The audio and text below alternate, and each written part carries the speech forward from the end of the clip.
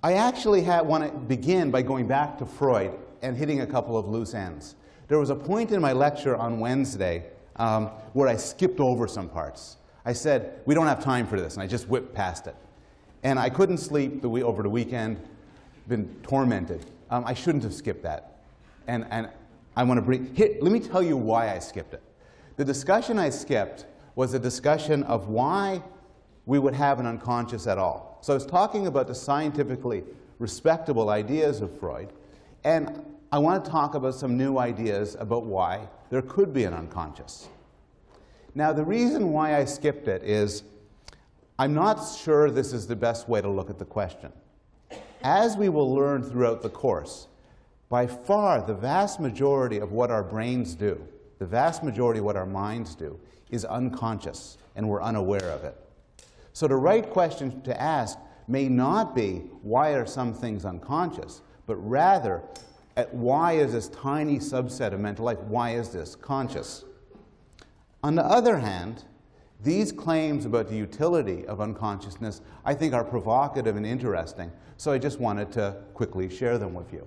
So the question is, from an evolutionary standpoint, why would an unconscious evolve? And an answer that some psychologists and biologists have given is deception. So most animals do some deception. And deception, defined broadly, is simply act or be in some way that fools others into believing or thinking or responding to something that's false. There's physical examples of deception. When threatened, chimpanzees, their hair stands up on end, and that makes them look bigger, to fool others to thinking they're more dangerous than they are. There's an anglerfish at the bottom of the ocean that has a rod sticking up from the top of its head with a lure to capture other fish, to fool them in thinking that this is something edible, and then to themselves be devoured. But humans, primates in general, but particularly humans, are masters at deception. We use our minds and our behaviors and our actions continually to try to trick people into believing what's not true. We try to trick people, for instance, into believing that we're tougher, smarter, sexier, more reliable, more trustworthy, and so on, than we really are. And a large part of social psychology concerns the way in which we present ourselves to other people so as to make the maximally positive impression, even when that impression isn't true. At the same time, though, we've also evolved very good lie detection mechanisms. So not only is there evolutionary pressure for me to lie to you, for me to persuade you, for instance, that if we're going to have if you're threatening me, don't threaten me. I am not the sort of man you could screw around with. But there's evolutionary pressure for you to look and say, no, you are the sort of man you could screw around with. I could tell.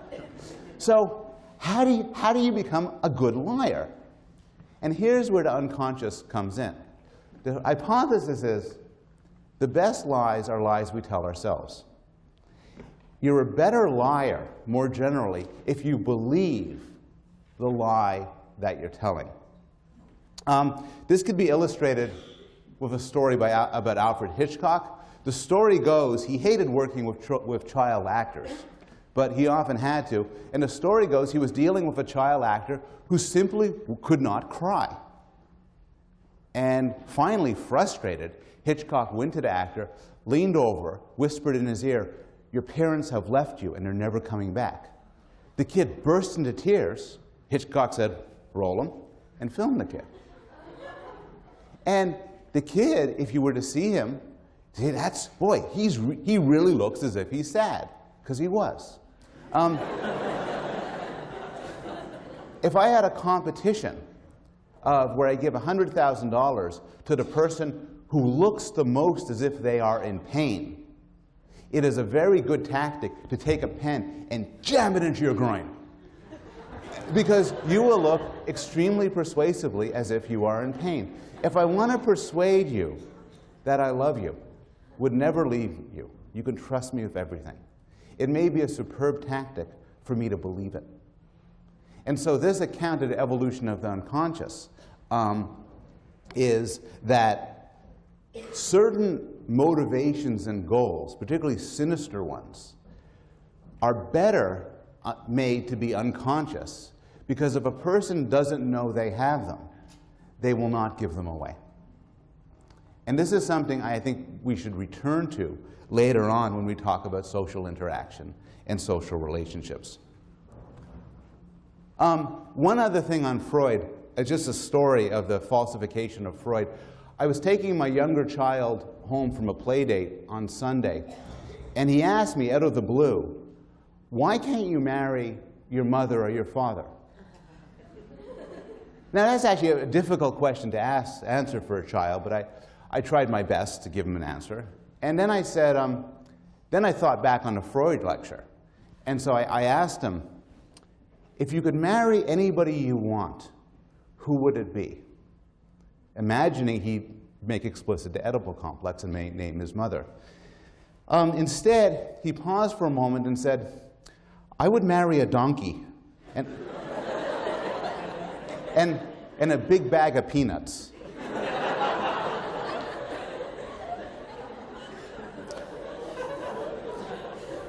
Both his parents are psychologists, and he hates these questions, and sometimes he just screws around with us. Okay.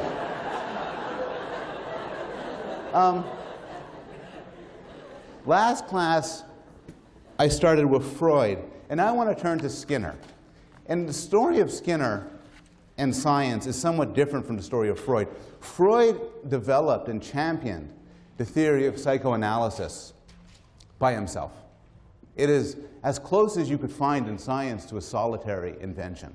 Obviously, he drew upon all sorts of sources and predecessors, but psychoanalysis is identified as Freud's creation. Behaviorism is different.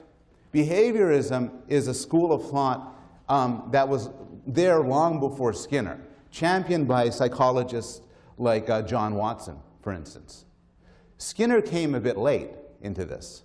But the reason why we've heard of Skinner and why Skinner's so well known is he packaged these notions. He expanded upon them, he publicized them, he developed them scientifically, and presented them both to the scientific community and to the popular community. And sociologically, in the 1960s and 1970s in the United States, behaviorism was incredibly well known, and so was Skinner. He was the sort of person you would see on talk shows. His books were bestsellers. Now, at the core of behaviorism are three extremely radical and interesting views. The first is a strong emphasis on learning. The strong view of behaviorism is everything you know, everything you are, is the result of experience. There's no real human nature.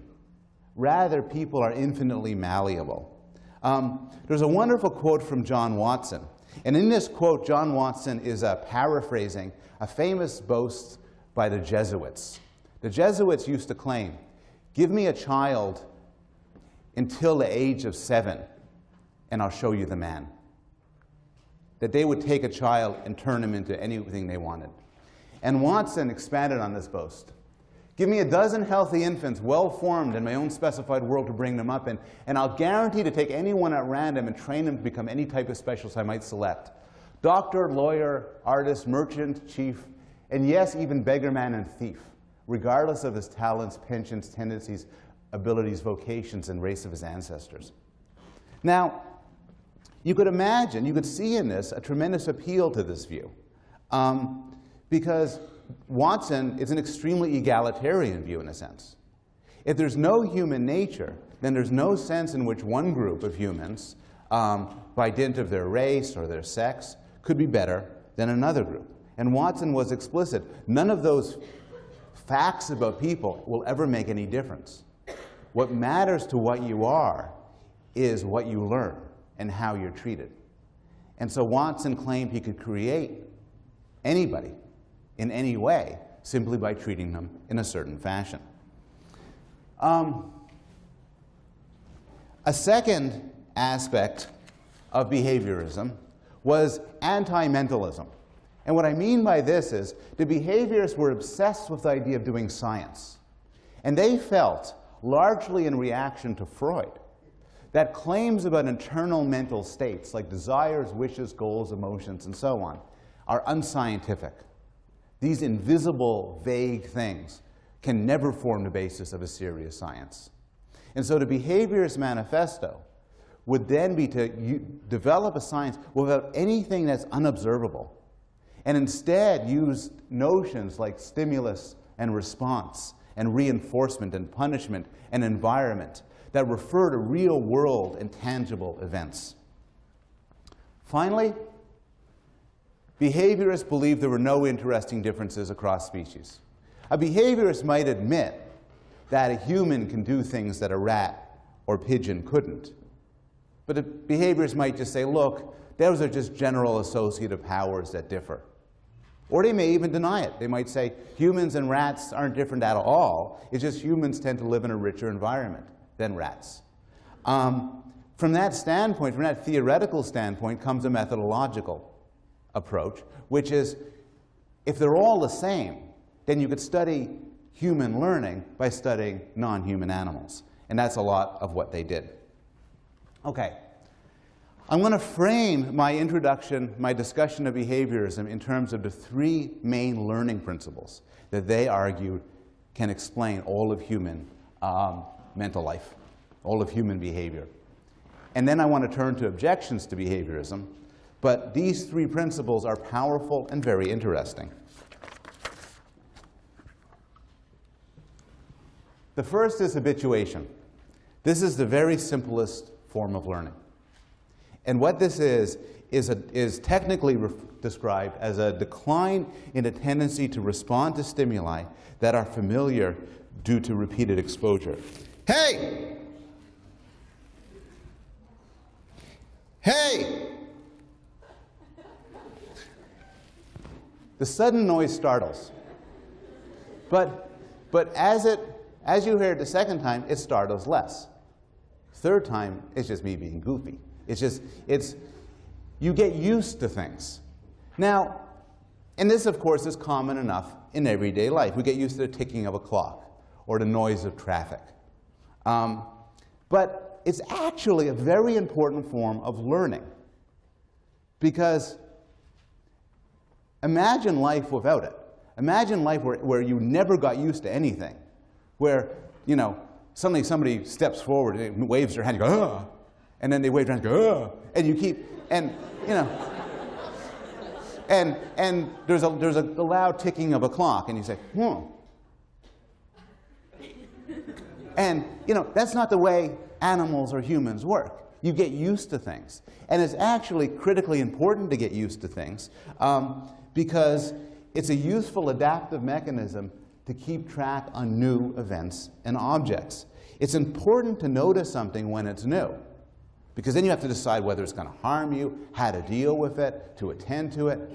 But you can't keep on noticing it. And in fact, you should stop noticing it after it's been in an environment for long enough. So this counts as learning because it happens through experience. It's a way to learn through experience, to change your way of thinking through experience.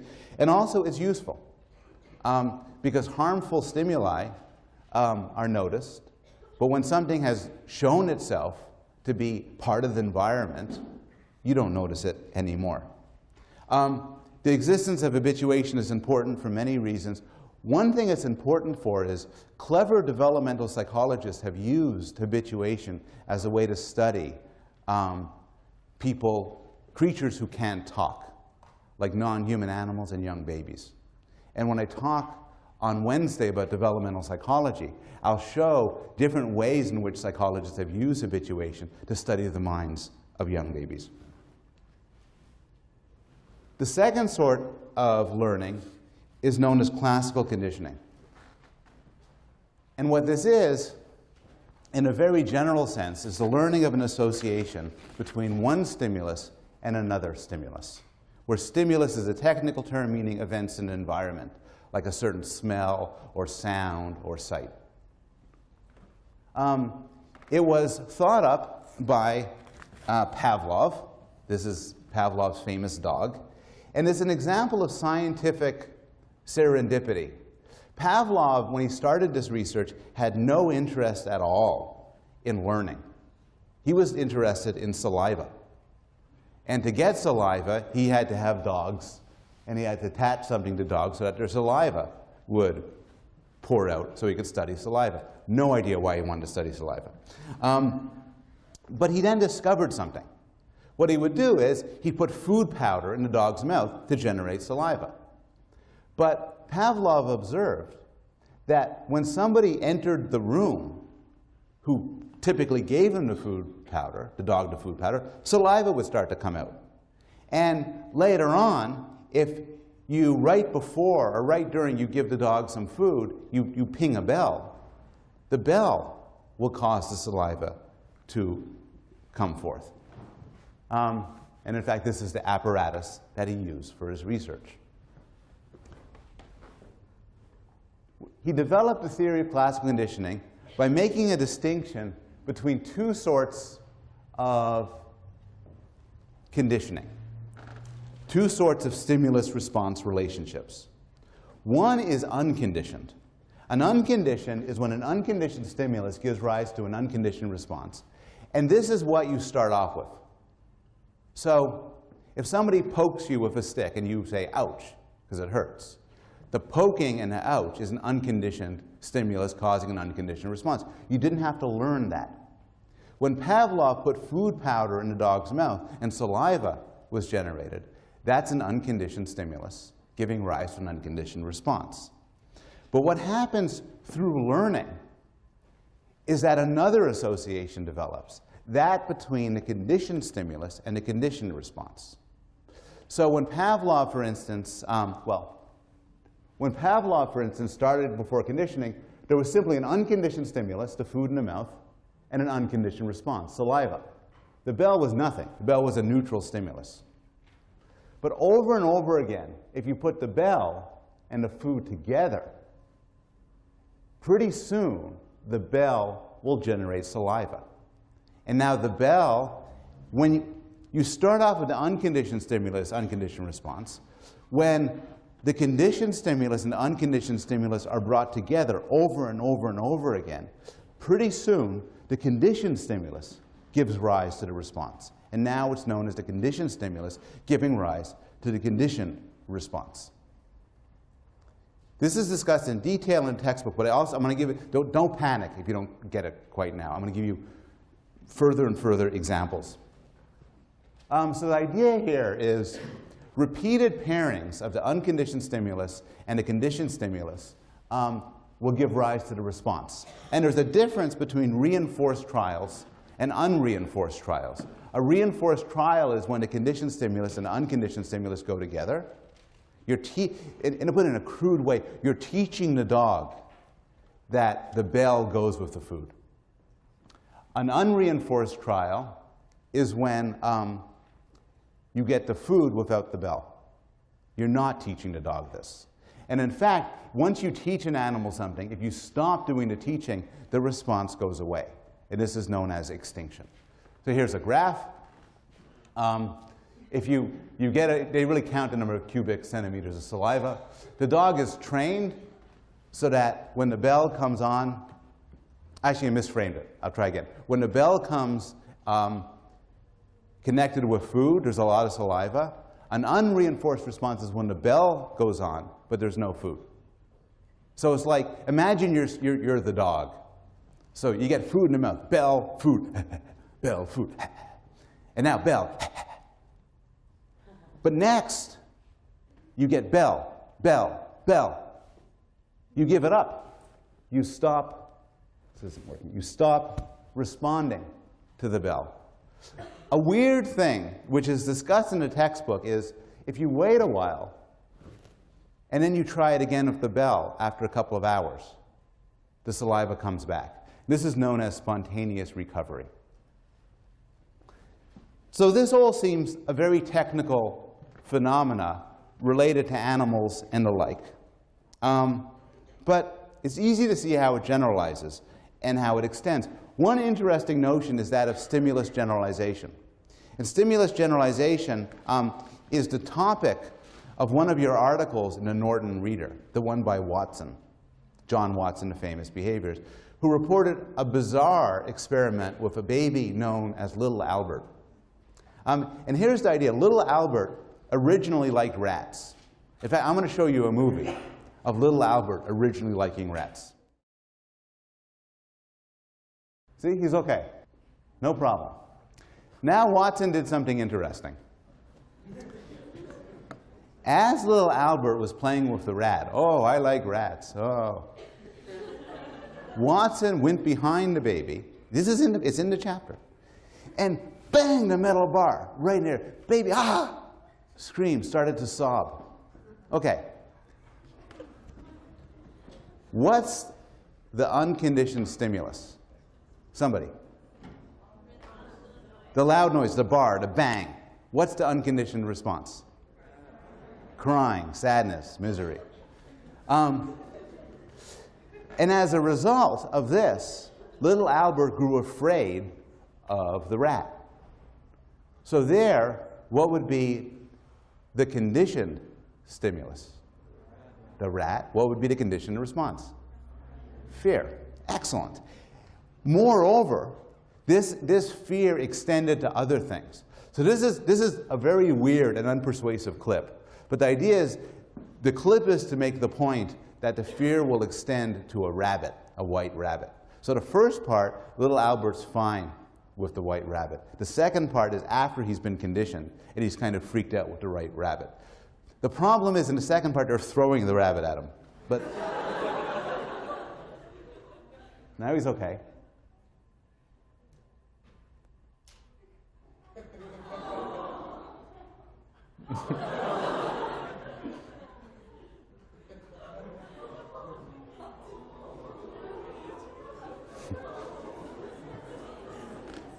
Is the mic fine?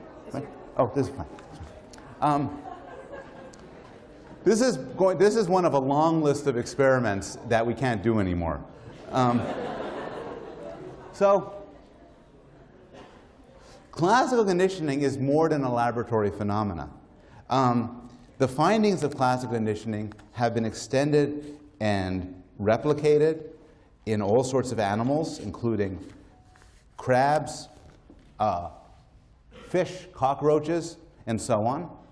And it's been argued to be an extension of, it's argued to underlie certain interesting aspects of human responses. So I have some examples here. One example is fear. So the little Albert idea, the little Albert experiment provides an illustration for how phobias could emerge. Some proportion of people in this room have phobias. Imagine you're afraid of dogs.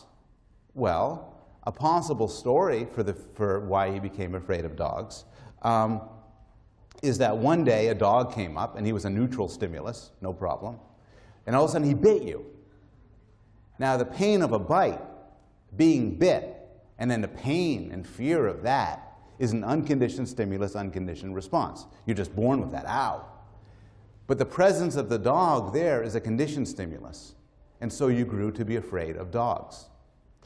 If you believe this, this also forms the basis for ways, for a theory of how you could make phobias go away. How do you make conditioned stimulus, conditioned response links go away? Well, what you do is you extinguish them. How do you extinguish them? Well, you show the thing that would cause you to have the fear without the unconditioned stimulus. Here's an illustration. It's a joke. He's simultaneously confronting the fear of heights, snakes, and the dark, because he's trapped in that thing. And the logic is not bad. He's stuck in there. Those are all the conditioned stimulus, but nothing bad happens. So his fear goes away. The problem with this is, while he's stuck in there, he has a screaming, horrific panic attack. And then it makes his fear much worse. So what they do now, though, and we'll talk about this much later in the course when we talk about clinical psychology, but one cure for phobias does draw upon, in a more intelligent way, the behaviorist literature. So the claim about a phobia is that there's a bad association between, say, dog and fear, or between airplanes or snakes and some bad response. So what they do is what's called systematic desensitization. which is they expose you to what causes you the fear, but they relax you at the same time. So you replace the aversive, classical conditioned fear with something more positive. Traditionally, they used to teach people relaxation exercises, but that proves too difficult, so nowadays they just pump you full of some drug. It gets you really happy. And so you're really stoned out of your head. You're there with the dog, and say, this isn't so bad. It's more complicated than that. But the notion is you can use these associative tools perhaps to deal with questions about fear, phobias, and how they go away. Hunger. We'll spend some time in this course discussing why we eat and when we eat. And one answer to why we eat and when we eat is that there's cues in the environment that are associated with eating. And these cues generate hunger. For those of you who are trying to quit smoking, you'll notice that there's time, or quit drinking, there's times of the day or certain activities that really make you want to smoke or really make you want to drink. And from a behaviorist point of view, this is because of the associative history of these things. More speculatively, classical conditioning has been argued to be implicated in the formation of sexual desire, including fetishes. So a behaviorist story about fetishes, for instance, is it's straightforward classical conditioning. Just as your lover's caress brings you to orgasm, your eyes happen to fall upon the shoe. Through the simple tools of classical conditioning, then, the shoe becomes a conditioned stimulus, giving rise to the conditioned response of sexual pleasure. This almost certainly is not the right story. But again, just as in phobias, some ideas of classical conditioning may play some role in determining what we like and what we don't like sexually. And in fact, one treatment for pedophiles and rapists involved controlled fantasies during masturbation to shift the association from domination and violence, for instance, to develop a more positive associations with sexual pleasure. So the strong classical conditioning stories about fetishes and fears sound silly in the extreme, and they probably are. But at the same time, classical conditioning can be used at least to shape the focus of our desires and of our interest. Final thought exercise. Oh yeah, okay, so what do we think about classical conditioning? We talked about what habituation is for. What's classical conditioning for? Well, a traditional view is it's not for anything. It's just association. So what happens is the UCS and the CS, the bell and the food, go together because they happen at the same time. And so classical conditioning should be the strongest when these two are simultaneous. And the response to one is the same as the response to the other. This is actually no longer the mainstream view. The mainstream view is now a little bit more interesting. It's that what happens in classical conditioning is preparation. What happens is you become sensitive to a cue that an event is about to happen, and that allows you to prepare for the event. This makes certain predictions. It predicts that the best timing is when the conditioned stimulus, which is the signal, comes before the unconditioned stimulus, which is what you have to prepare for. And it says the conditioned response may be different from the unconditioned response. So move away from food. Imagine a child who's being beaten by his father. And when his father raises his hand, he flinches. Well, that's classical conditioning. What happened in that case is he has learned that the raising of a hand is a signal that he is about to be hit. And so he responds to that signal. His flinch is not the same response that one would give if one's hit. If you're hit, you don't flinch. If you're hit, you might feel pain or bounce back or something. Flinching is preparation for being hit. And in general, the idea that what goes on in classical conditioning is that the response is sort of a preparation. The conditioned response is a preparation for the unconditioned stimulus. Classical conditioning shows up all over the place. As a final exercise in how to think about it, has anybody here seen the movie Clockwork Orange? A lot of you. It's kind of a shocking movie and unpleasant and very violent. But at its core, one of the main themes is right out of intro psych. It's classical conditioning. So our main character, who's a violent murderer and rapist, is brought in by some psychologists for some therapy. And the therapy he gets is classical conditioning. In particular, what happens is he's given a drug that makes him violently ill, extremely nauseous. And then his eyes are propped open and he's shown scenes of violence.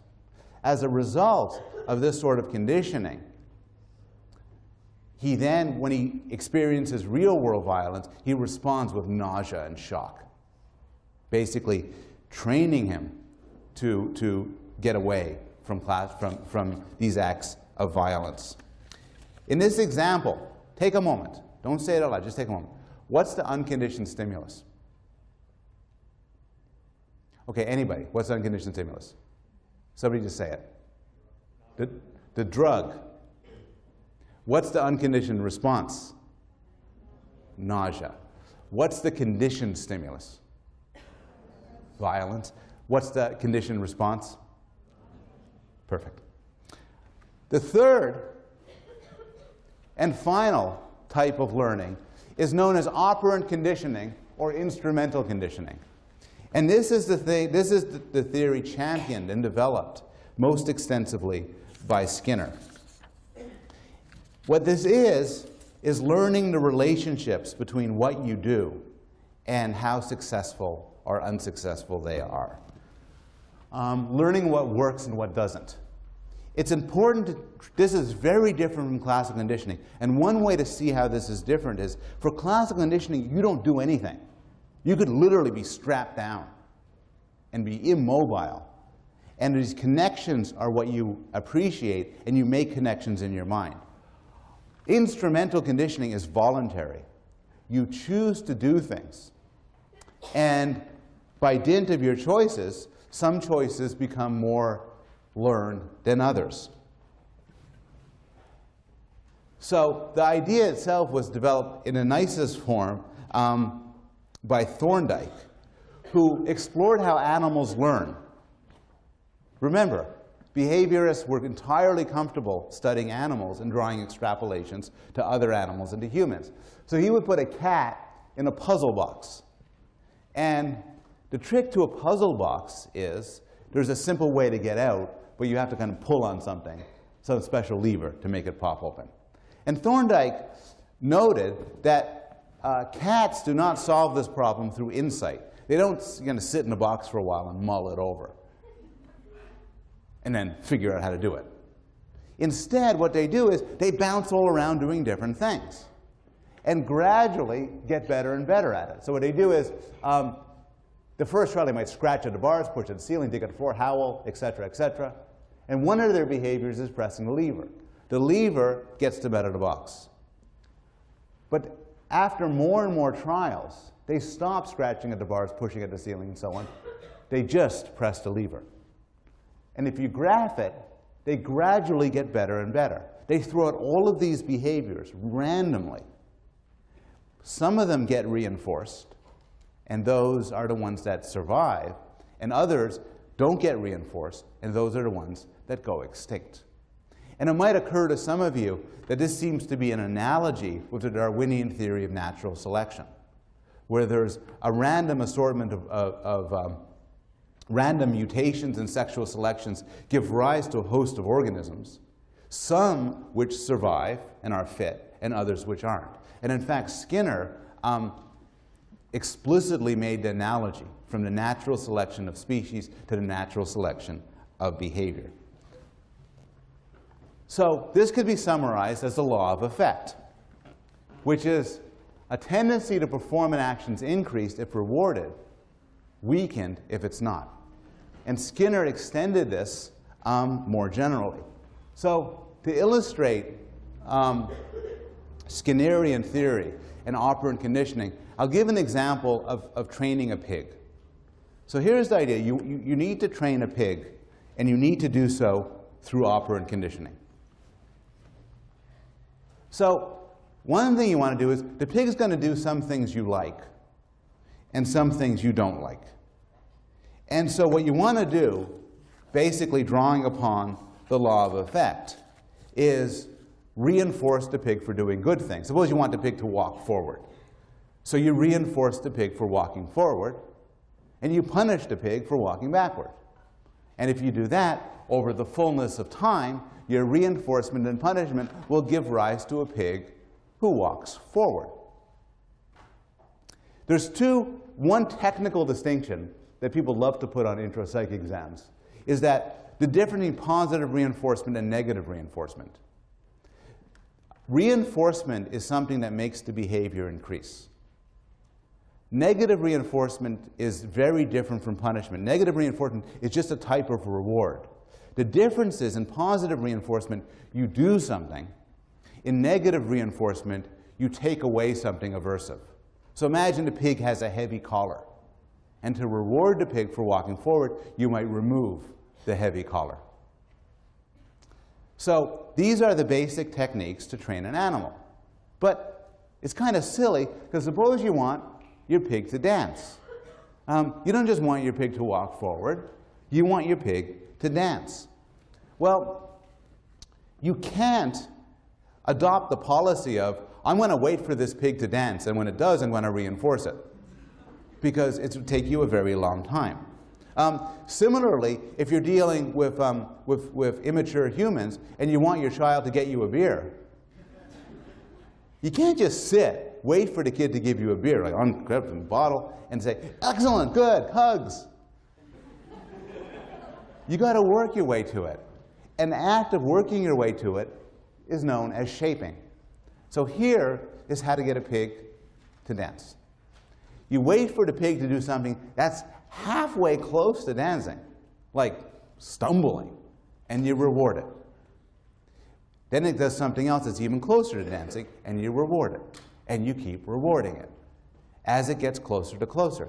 Here's how to get your child to bring you some beer. You say, Johnny, can you go to the kitchen and get me some beer? And he walks to the kitchen, and then he forgets why he's there. And you run after that, you're such a good kid, congratulations, hugs. And then you get him to, and then finally you get him to also open up the refrigerator and get the beer, open the beer, and in that way you can train creatures to do complicated things. Skinner had many examples of this. Skinner developed in World War II a pigeon-guided missile. It was never actually used, but it was a great idea. And people, in fact, the history of the military in the United States and other countries includes a lot of attempts to get animals like pigeons or dolphins to do interesting and deadly things through various training. More recreational, Skinner was fond of teaching animals to play ping pong. And again, you don't teach an animal to play ping pong by waiting for it to play ping pong and then rewarding it. Rather, you reward approximations to it. Now, basically, there are primary reinforcers. There are some things pigs naturally like. Food, for instance. There are some things pigs actually automatically don't like being hit or shocked. But in the real world, when dealing with humans, but even when dealing with animals, we don't actually always use primary reinforcers or negative reinforcers. What we often use are things like, for my dog, saying good dog. Now, saying good dog is not something the dog has been built, pre-wired to find pleasurable. But what happens is you can do a two-step process. You could make good dog positive through classical conditioning. You give the dog a treat and say good dog. Now, the phrase good dog will carry the rewarding quality. And you could use that rewarding quality in order to train it. And through this way, behaviorists have developed token economies where they get non-human animals to do interesting things for seemingly arbitrary rewards like poker chips. And in this way, you can increase the utility and ease of training. Finally, in the examples we're giving, whenever the pig does something you like, you reinforce it. But that's not how real life works. Real life, for both humans and animals, involve cases where the reinforcement doesn't happen all the time, but actually happens according to different schedules. And so there is a distinction between fixed schedules versus ratios, variable schedules, and ratio versus interval. And this is something you could print out to look at. I don't need to go over it in detail. The difference between ratio is a reward every certain number of times somebody does something. So if every 10th time your dog brought you the newspaper, you gave it hugs and treats, that's ratio. An interval is over a period of time. So if your dog gives you, if your dog, I don't know, dances for an hour straight, that would be an interval thing. And fixed versus variable speaks to whether you give a reward on a fixed schedule, like every 5th time, or variable, sometimes on the 3rd time, sometimes on the 7th time, and so on. And there are examples here, and I don't need to go over them. It's easy enough to think of examples in real life. So for example, a slot machine is variable ratio. It goes off after it's been hit a certain number of times. It doesn't matter how long it takes you to do it. It's a number of times you pull it down. But it's variable because it doesn't always go off in the 1000th time. You don't know. It's unpredictable. The slot machine is a good example of a phenomena known as the partial reinforcement effect. And this is kind of neat. It makes sense when you hear it, but it's a sort of finding that's been validated over and over again with animals and non-humans. Here's the idea. Suppose you want to train somebody to do something. And you want the training such that they'll keep on doing it, even if you're not training them anymore, which is typically what you want. If you want that, the trick is don't reinforce it all the time. Behaviors last longer if they're reinforced intermittently. And this is known as the partial reinforcement effect. Thinking of this psychologically, it's as if whenever you put something in a slot machine, it gave you money. Then all of a sudden it stopped. You keep on doing it a few times, but then you say, fine, it doesn't work. But what if it gave you money 1 out of every 100 times? Now you keep on trying. And because the reinforcement is intermittent, you don't expect it as much. And so your behavior will persist across often a huge amount of time. I mean, here's a good example. What's the very worst thing to do when your kid cries to go into bed with you? And you don't want him to go into bed with you. Well, the worst thing to do is for any form of discipline with a kid is to say, no, absolutely not, no, no, no, no, no, okay. And then later on, the kid's going to say, I want to do it again. And you say no, and the kid keeps asking. Because you could put it, the way I'll put it is in a psychological way, not the way the behaviorists would put it. The kid knows, okay, he's not going to get it right away. He's going to keep on asking. And so typically, what you're doing inadvertently in those situations is you're exploiting the partial reinforcement effect. If I want my kid to do something, I should say yes 1 out of every 10 times. Unfortunately, that's the evolution of nagging. Because you nag, you nag, you nag. Person says, fine, okay. And that reinforces it. If Skinner kept the focus on rats and pigeons and dogs, he would not have the impact that he did. But he argued that you could extend all of these notions to humans and to human behavior. So for example, he argued that the prison system needs to be reformed. Because instead of focusing on notions of justice and retribution, what we should do is focus instead on questions of reinforcing good behaviors and punishing bad ones. He argued for the notions of operant conditioning to be extended to everyday life, and argued that people's lives would become fuller and more satisfying if they were controlled in a properly behaviorist way. Any questions about behaviorism?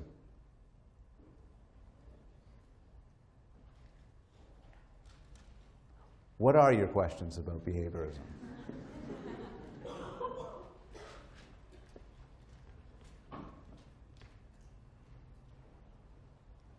Yes? For the thing with the poker chips, wouldn't there be extinction after a while?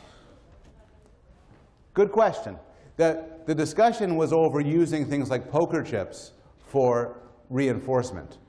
And the point is exactly right. Since the connection of the poker chips is established through classical conditioning, sooner or later, by that logic, the poker chips would lose their power to serve as reinforcers. You'd have to sort of start it up again, retrain again. If you have a dog and you say good dog to reward the dog, by your logic, which is right, at some point you might as well give the dog a treat along with the good dog. Otherwise, good dog is not going to cut it anymore.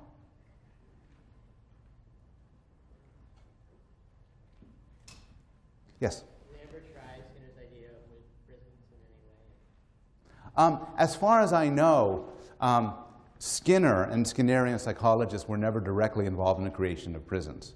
On the other hand, the psychological theory behaviorism has had a huge impact, and I think a lot of people's ways of thinking about criminal justice and criminal law has been shaped by behaviorist principles. So for instance, institutions like mental institutions and some prisons have installed token economies, where there's rewards for good behavior, often poker chips of a sort, and then you could cash them in for other things.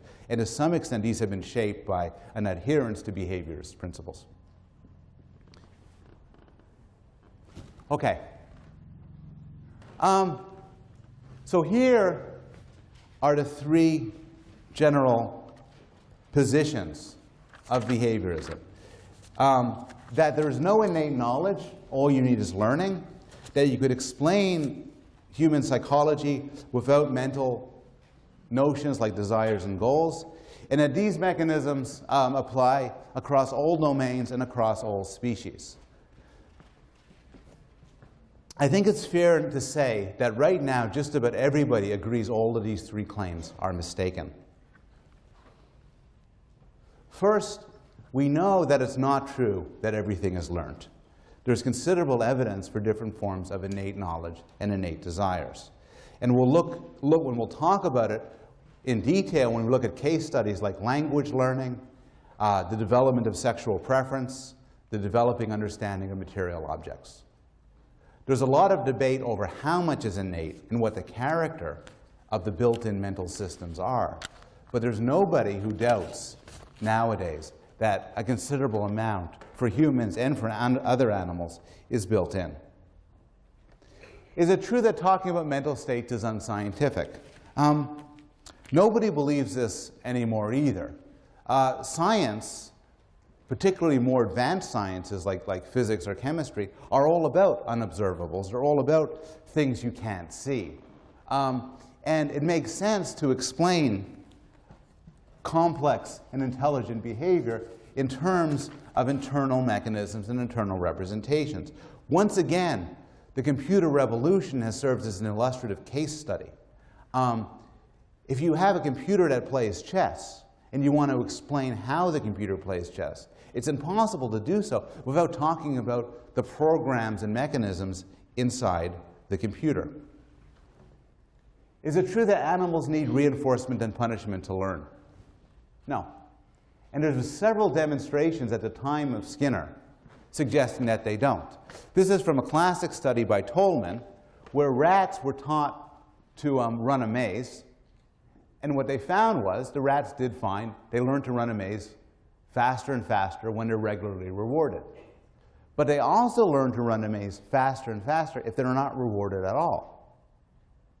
So the reward helps, but the reward is in no sense necessary. And here's a more sophisticated illustration of the same point. And this is a sort of finding, an old finding from before most of you were born. That was a huge embarrassment for the Skinnerian theory, as it suggests that rats, in fact, had mental maps, an internal mechanism that he used to understand the world, entirely contrary to the behaviorist idea everything could be explained in terms of reinforcement and punishment. Finally, is it true that there's no animal-specific constraints for learning? And again, the answer seems to be no. Animals, for instance, have natural responses. So you could train a pigeon to peck for food.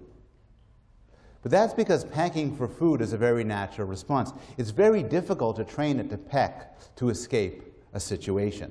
You can train it to flap its wings to escape a situation, but it's very difficult to get it to flap its wings for food. And the idea is they have sort of natural responses that these learning situations might exploit and might channel. But essentially, they do have certain natural ways of acting towards the world. We know that not all stimuli and responses are created equal. So the Gray textbook has a very nice discussion of the Garcia Effect. And the Garcia Effect goes like this. Does anybody here have any food aversions? I don't mean foods you don't like.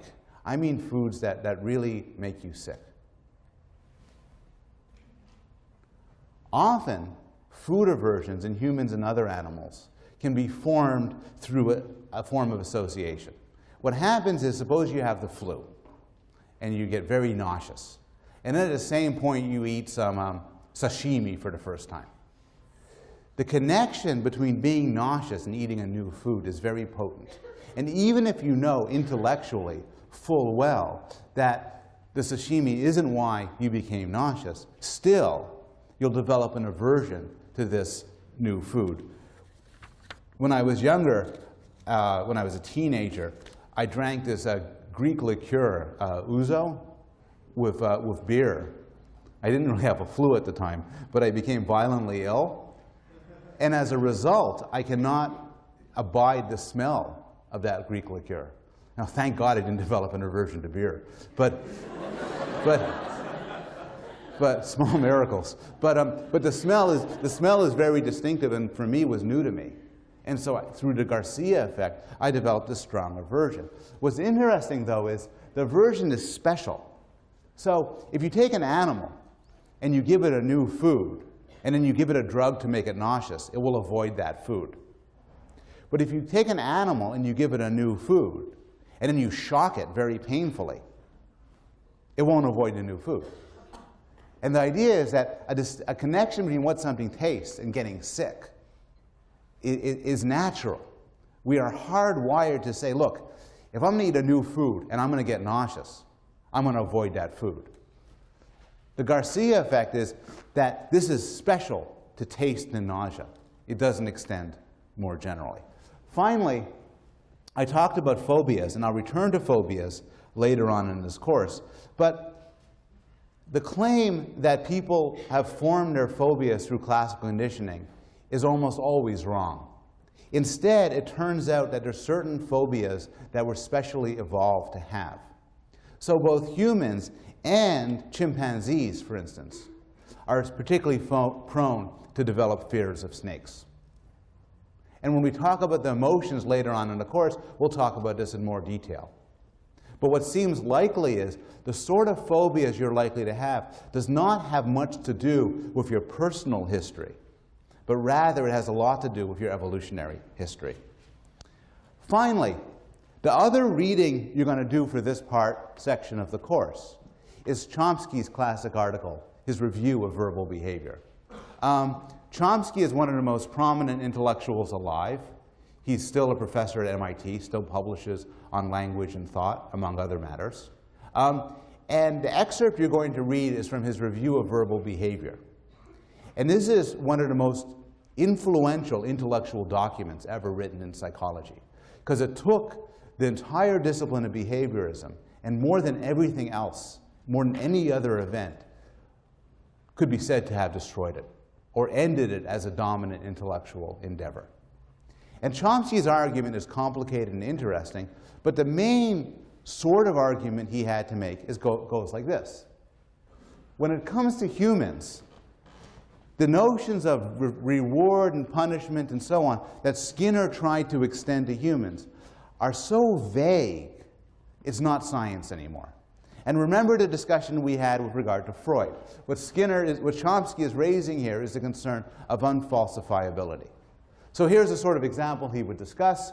Skinner, in his book Verbal Behavior, talks about the question of why do we do things like talk to ourselves, imitate sounds, create art, give bad news to an enemy, fantasize about pleasant situations.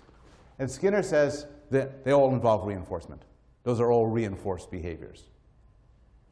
But Skinner doesn't literally mean that when we talk to ourselves, somebody gives us food pellets. He doesn't literally mean even that when we talk to ourselves, somebody pats us on the head and says, "Good man, perfect, I'm very proud." What he means, for instance, in this case is, well, talking to yourself is self-reinforcing. Or giving bad news to an enemy is reinforcing because it makes your enemy feel bad. Well, Chomsky says the problem is, it's not that that's wrong. That's all true. It's just so vague as to be useless. Skinner isn't saying anything more. To say giving bad news to an enemy is reinforcing because it makes the enemy feel bad doesn't say anything different from giving bad news to an enemy feels good because we like to give bad news to an enemy. It's just putting in more scientific terms.